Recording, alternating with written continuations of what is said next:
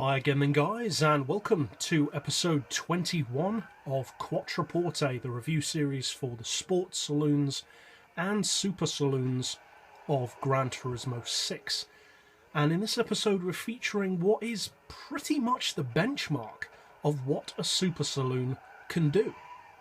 It's the E60 series BMW M5, a hugely respected and massively popular car, very widely loved. In fact, quite a few people, I believe, from what I've heard and seen, would put this as probably their number one super saloon. Obviously there are others for other people, but this is a massively popular choice of super saloon. And these days, it's not uncommon to have super saloons that are really crazy. That's kind of the norm now. But back when the M5 first came out, which was around 2005-ish, it was pretty much king of the hill. There were some other exceptions, but none that were so crazy while still being so mainstream.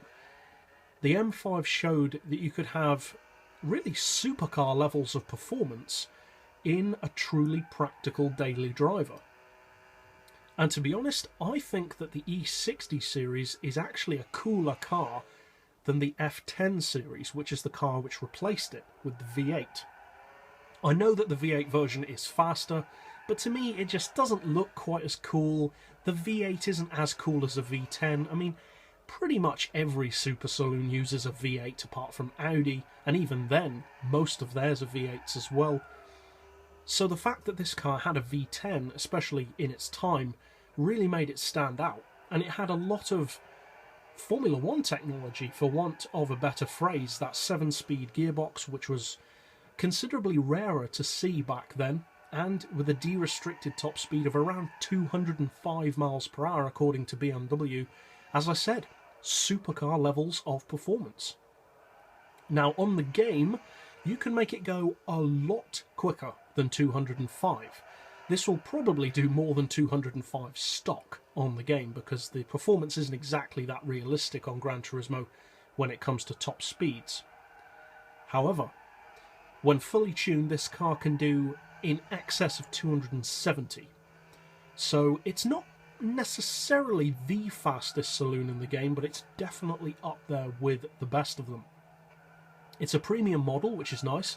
Technically speaking, there are two. There's a premium and non-premium. The version you can see here is fairly obviously the premium model, and of the two, to be honest, I would recommend the premium. It is a better car overall. And as far as price, it is one of the more pricey super saloons. Still not as expensive as the Mines Evo though, which we reviewed of course a few weeks ago. But this is, in premium form, a 137,000 credit car. But for your 137,000, you get a lot of kit. That 7-speed gearbox, that 5-litre V10, which puts out up to 767 horsepower naturally aspirated, which is seriously impressive. And also a pretty impressive 521 pound-feet of torque, which is reasonably high for a V10. They're generally not used for torque. As far as weight, it is one of the slightly heavier super saloons at 1,376 kilos, but it does handle itself very well. It's relatively light on its feet. It doesn't feel like a almost 1,400 kilo car, and even without any weight loss, it still handles itself extremely well. Because, I mean, when it comes to performance cars, BMW knows what they're doing. Now, as far as horsepower per tonne, it's not the highest due to that weight. It puts out 557 horsepower per tonne, which is still pretty good, fully tuned. And as far as PP, surprisingly, to me anyway, this is less than 600 pp. I would have expected this car, when fully tuned, to be at least 600 pp, if not more. But it's not. It's 597, and that's brilliant, because you get all that power and performance for a brilliant category. Now, I'm not necessarily recommending racing it at that higher level, though it can keep up with the best of them on certain tracks. I would recommend probably using this car between, say, the 500 and 575 pp level. It's not necessarily competitive enough on most tracks due to mainly its size and weight at its maximum level, but even then it's still a very, very fast car. As I said, the top speed is around the 270-ish region. Acceleration is very strong, especially considering it doesn't have turbos to aid it.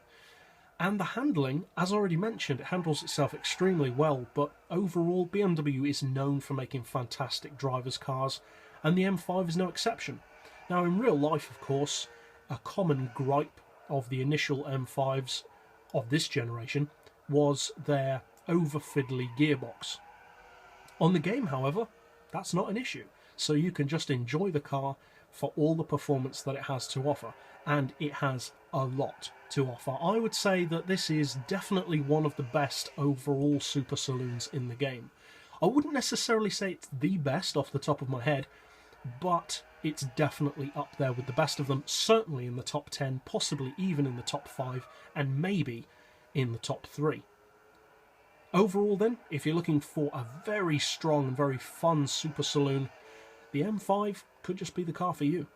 So, that's it for this episode. I'll see you guys next time, and as always, thanks for watching.